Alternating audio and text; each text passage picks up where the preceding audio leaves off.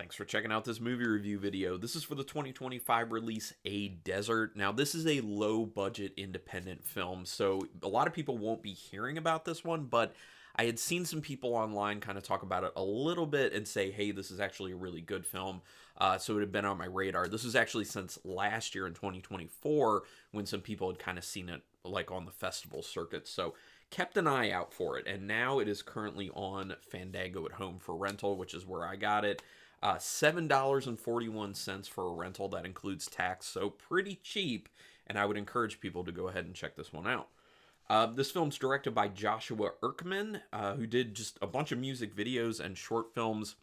This is the individual's first feature film, which I'm going to say, if this is where you're starting with a feature film, wow. I don't know where this person's going to go from here, but I kind of can't wait to see.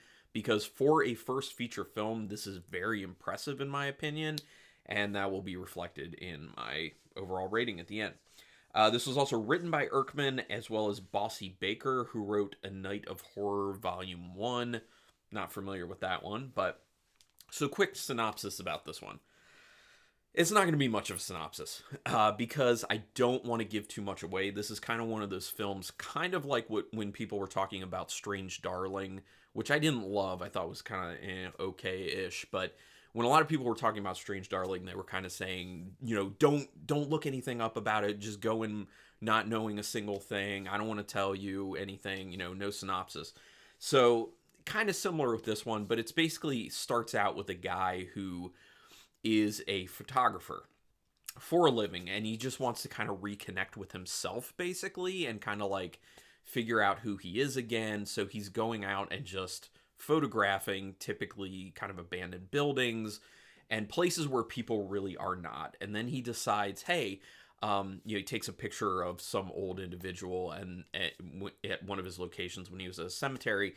And then he was just like, you know what, maybe I should be photographing people a little bit more. Well, he ends up staying in a motel where he meets a couple, and then some things start to happen. So this is kind of like horror thriller, and I don't want to go any further than that because you're not going to be able to guess where things go with this film, thankfully.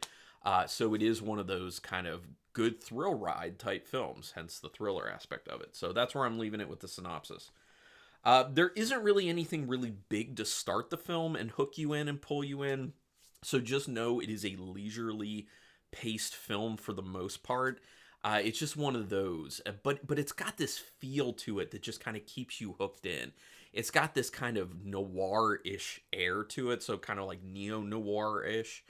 And it's, I don't know, it's just really compelling, just the leisurely feel. And part of it's through how good it looks. It's very well directed, it's very well shot, wonderful cinematography, but also the score on this film is so good and so effective at kind of making things feel kind of off, but also just not going too hard with it.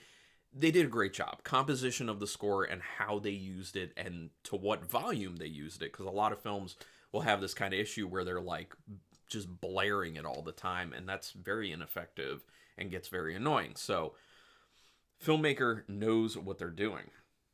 There's no dialogue for close to the first 10 minutes, which I am totally fine with. I love those types of starts to film because it allows you the time to just take in the scenery. And that's one of the other great things about this film. The shooting locations are very interesting and very beautiful. And that is, they're beautiful in the first place, like if you were there in person, but on top of that, the cinematography is great.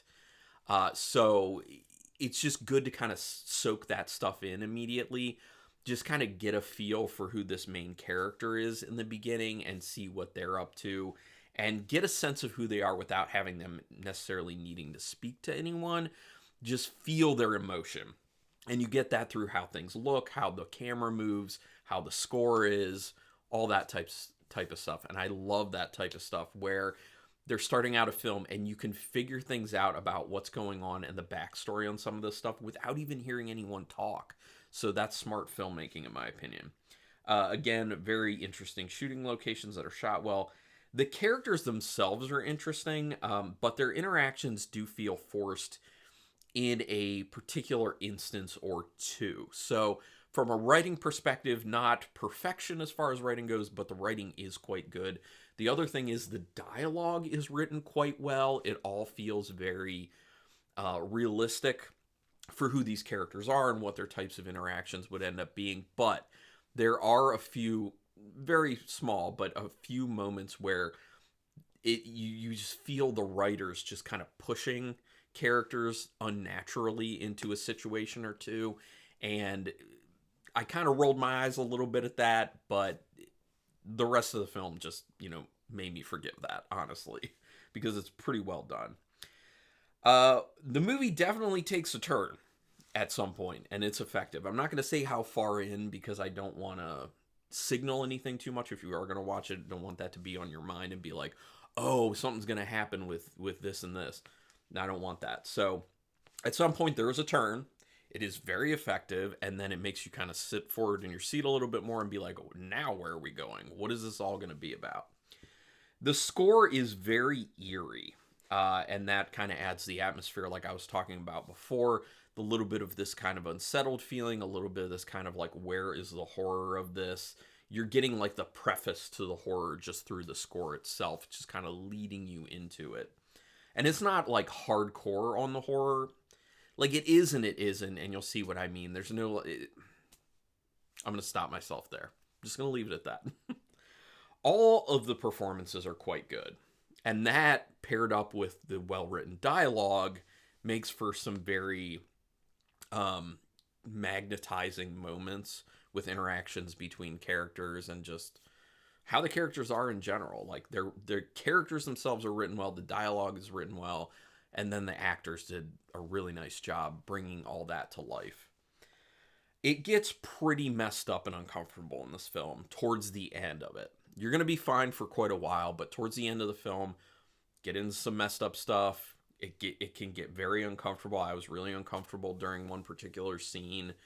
And that's all I'm going to say about that. So this is one that will kind of come at you hard at the very end of it. It feels at least partially inspired by David Lynch and the works of David Lynch. And there's one film in particular that I was kind of thinking, but I don't want to like lead things too far in any certain direction. So I'm not going to say a particular film. I'm just going to say the works of David Lynch, which, a lot of filmmakers and a lot of movies seem to be inspired by David Lynch. But this one, you really feel it. And I think you can feel it kind of very early on. And I will say at the end that this is something like what I wanted from Strange Darling. I referenced that film earlier because it was on my mind because I was watching this and I'm like, this is what I was hoping to get from Strange Darling. I wasn't a huge fan of Strange Darling, but this, if you liked Strange Darling, I would say give this one a shot for sure because they aren't similar, but they feel kind of similar. And this one's just better, in my opinion. So, anyway, out of 5 stars, half stars in play, I'm going to give it a very solid 3.5 star rating. Thought about getting into 4. I don't think it's quite at the 4 mark, but 3.5 stars, quite good. Definitely check out A Desert, and then let me know your opinions on it, especially if you have differing opinions. When you're done, go ahead and talk about it in the comments. We can do spoilers in the comments, too. Totally fine. Do me a quick favor, though. Excuse me. Do me a quick favor and hit subscribe to my channel. Hit the thumbs up on the video to help with that YouTube algorithm. You can hit the notification bell button to know when I'm putting up new videos. And if you watch them early on, that helps with the algorithm itself. And the other big thing is if you want to pitch in a little bit monetarily for what I'm doing here, if you like any of my videos, you can sign up for a membership with the channel that gives you some perks with the channel. One of the cool things, I have these little fun skull badges for people, and everyone who becomes a member gets those.